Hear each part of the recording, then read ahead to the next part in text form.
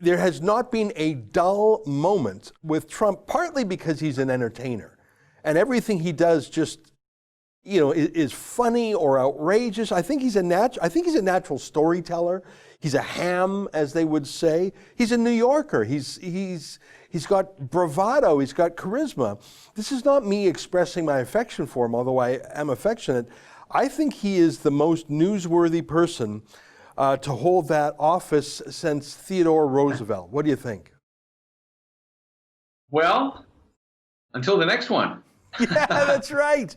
But it's going to be a wild year. It's going to be a crazy year, partly because he's like catnip. No one can avoid him. The media go crazy about him. His enemies go crazy. They're deranged.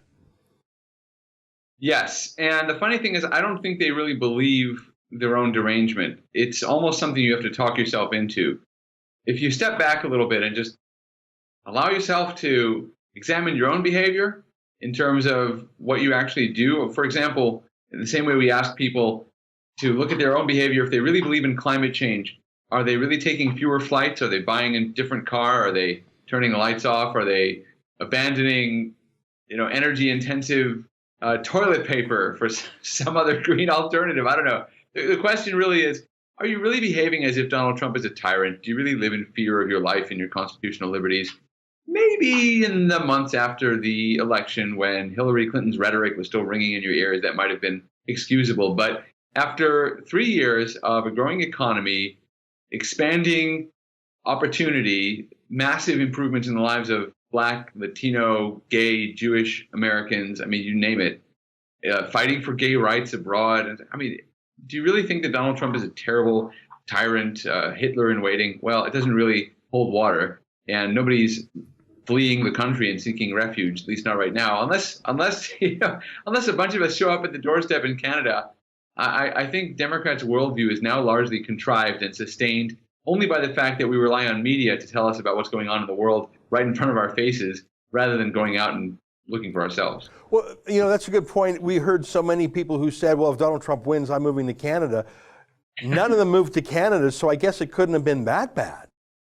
Or maybe Canada was worse. I don't know. You had Justin Trudeau by then. So well, he's the dreamboat of the Hollywood left. Well, it's funny you say that, because just the other day I was looking at the website of GLAAD, which is a gay and lesbian something Alliance Against Discrimination. It's right.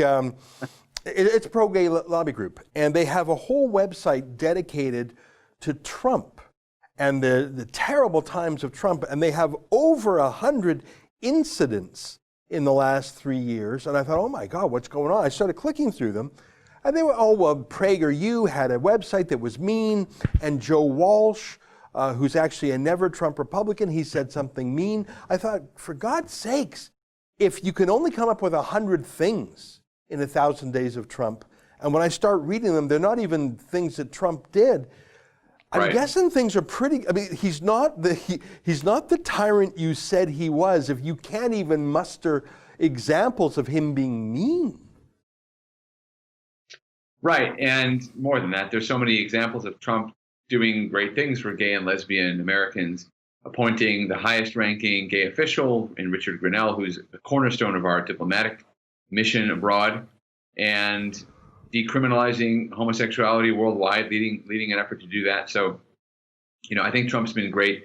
There is a debate over the T in LGBT. Yeah. And Trump hasn't been a transgender president, but there's also a debate within the gay rights movement. Look at someone like Andrew Sullivan, who's been very critical of Republicans over the last decade or more, took Obama's side very strongly in the 2008 and 2012 elections. But Andrew Sullivan's been saying, look, we are not allowing ourselves to debate this transgender issue in the gay community. And what's happening is young gay kids are being told, maybe you're not homosexual, maybe you're just the wrong gender. He says that's actually, in a way, a kind of discrimination against gays.